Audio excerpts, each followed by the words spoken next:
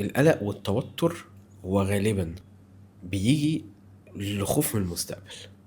طب الخوف من المستقبل ده برضو لو زاد عن حده بيقلب لمرض. لو انت خفت من المستقبل، القلق والتوتر ده ليه علاقة بالمستقبل. الحزن والاكتئاب ليه علاقة دايما بالماضي. تمام، ففي كلتا الحالتين لكي لا تأسوا على ما فاتكم ولا تفرحوا بما أتاكم. عارف معناها ايه؟ ربنا يقول لك وكذلك جعلناكم أمة وسطا.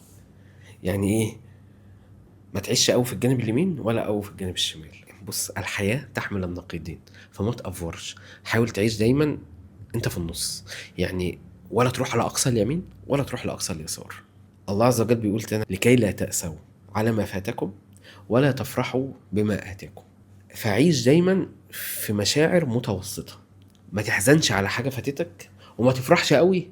يعني انت قاعد مستني حاجة قوي تيجي فقاعد متوتر عليها وقلقان عليها. طب لما تجيلك ما تفرحش بيها قوي يعني وتأفور قوي في الفرحة. الحياة المفروض ان احنا نعيشها باتزان في المشاعر. فالقلق والتوتر اللي انت بتسألني عليه هو دايما يخص قلقك على المستقبل. فكل اللي اقدر اقوله لك عيش باتزان في المشاعر.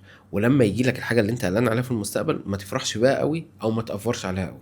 يعني انا كنت بسمع لقطه كده وادركتها مؤخرا. يعني يقول لك الناس اللي بتنجح، مش بتنجح بقى، خلينا نكون واضحين، اللي بتعمل فلوس.